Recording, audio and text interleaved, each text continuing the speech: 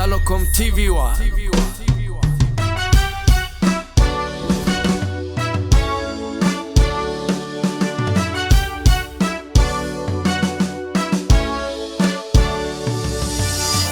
Salocom TV1 on YouTube. Bakunze b'ibiganiro bisha kuri no bonesha kure yanyu mukunda cyane Salocom TV1. Umwe wese aherereye ndamuramukije mu izina rya Yesu. Yini wa mwanya wo gukurikirana shaka iganiro Yesu arakora mutegurirwa kandi mugashikirizwa na mwene so nshimira Imana Inosa. Dusangira ijambo riri mu byakozwe n'intumwa igihimba c'icumi umurongo wa 34 n'uwa 35 haravuga ngo Petero avuga ubutumwa kwa Korneliyo bahabwa mpemu yera 34 Petero yanzika kuvuga ati nukuri niho nkimenya yuko Imana itarobanura abantu ku butoni ariko mu mahanga yose uyubaha agakora ivyo kugororoka iramwemera.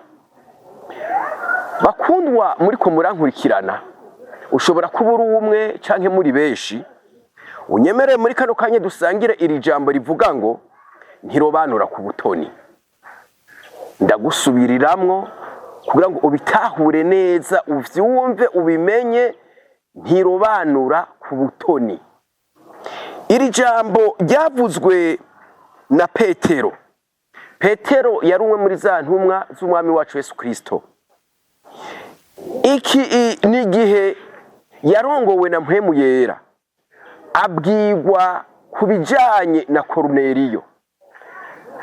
Mu buzima bari babayemwo hariho abo babona ko hariho ivyo bemerewe n'ivyo batemerewe, maze muri abo Korneliyo nawe yarimwo. Ariko Imana igendera Petero mu buryo bwo kumwemeza kumutahuza yuko ivyo vyubaswe mu mitima yabo atari vyo, maze mpemu yera aramwumvisha neza cyane yuko yogenda kwa Korneliyo akamufasha karonka ingabire y'ubugingo budashira agahabwa na mpemu yera. Kubera yari yamaje kumutahuza neza akabimenya aca arahaguruka. Ahagurutse niho yaca avugira ijambo kuko yabonye ivyo atari yiteze, yamenye ivyo ataziga. Aca aravuga ati kuri umurongo wa 35 ngo ariko ngo ku murongo mumbabare ku murongo wa 34 ngo Petero yanzika kuvuga ngo ati nukuri niho nkimenya yuko Imana itarobanura abantu ku butoni. Mwene data, ivyo urimwo ivyo uherereyemwo canke uri kuracamwo urashobora kwibaza uti bijya vyiza nanjye sindabibereye. Urashobora kwiyumvira uti kiya kibanza nanjye sindakimerita. Urashobora kwibaza uti burya buzima nanjye si ubwanje. Ariko nagira ndakubwire mwene data, iyo Mana twizeye, iyo Mana tuvugira, iyo Mana ndiko ndakumenyesha ntirobanura ku butoni. Aha hari igisabwa kuri umurongo wa 35 ngo ariko mu mahanga yose uyubaha agakora ivyo kugororoka. Kora ivyo kugororoka mwene data, wankicaha witandukanye naco, uvavanure n'igisa naco cyose, hanyuma ube uyubaha, ayumvira, agendera mu nzira zayo, arongorwa n'ijwi rya mpemu yera. Kanatsinda barongorwa na mpemu yera nibo bana b'Imana. Ntirobanura ku butoni. Uko yagiriye neza Korneliyo nawe yo bigukorera. Uko yanejereje Korneliyo nawe yo kunezereza. Mwene data, iyi Bibiliya dusoma iki gitabo cyuzuyemwo amakuru menshi yaba Imana yagiriye neza. Iyo yakoreye ivyo abo nawe birashoboka. Impamvu ni iyihe? Nuko itarobanura ku butoni. Nje kugutera intege mwene data ngo ukomere mu mpemu, ukomere mu kwizera, ukomere kuri yo, ntirobanura ku butoni. yizere uyumvire ukore ibyo kugororoka. Iyi itarobanura ku butoni nawe iriteguye kuguhezagira, iriteguye kukugirira neza, iriteguye kukuduza, iriteguye iki gihe yaranejereje mu muryango wo kwa Koruneliyo.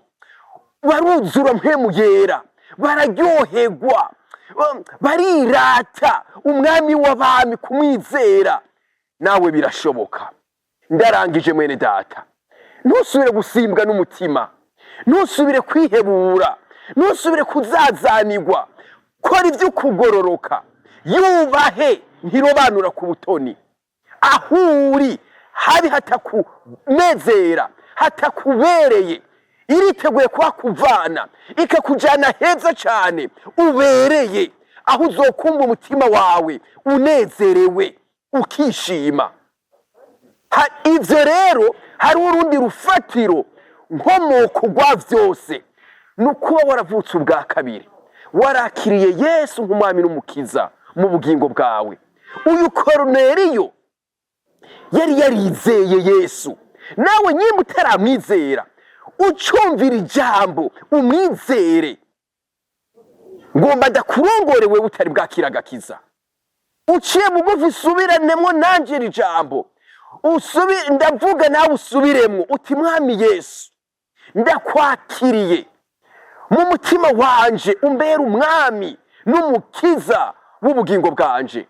Unyandike muri cya gitabo cyawe cy'ubugingo, kugira ngo aho uzozira gutora bawe nanje nze niyumvemwo. Vyaturishije akanwa, mvyizeresheje umutima. Amen. Nawe wari kurankurikirana, wari waravutse ubwa kabiri, wari wanditswe muri cya gitabo cy'ubugingo, ariko wari kurahungabana ubona yuko ari ibyo utemerewe. Uravyemerewe mu izina rya Yesu. Ca bugufi ndagusengere. Data, mu izina rya Yesu, ndakwetse uyu muvukanye ariko arankurikirana, yaramaze ibihe ariko arahungabana. Satani yari yaramwivye uburenganzira bwiwe, vyari vyarahereye mu vyiyumviro, akibaza akabona yuko hari ivyo atemererwa. Mw'uyu mwanya nisunze ijambo ry'Imana, ndakankamiye iyo mpemu y'ikinyoma ngo ive mu vyiyumviro, iveyo isohoka ubunyene muri uyu muvukanyi. Atahure neza yuko wewe papa utarobanura ku butoni, yuko ukubaha agakora ibyo kugororoka, umwemera, umuhezagire, umugire neza, umutoneshe kandi umutangaze nk'uko wabikoreye Koruneliyo. Bisenze nizeye mu izina ryawe Yesu Kristo. Amen. Naho ubutaha turarangije. Yesu abahezagire. Hama tuzosubira guhura ku munsi wa gatatu nk'aya mango isaha imwe z'ijoro.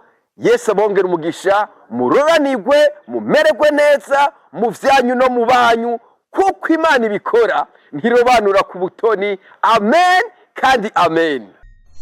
Salocom TV1.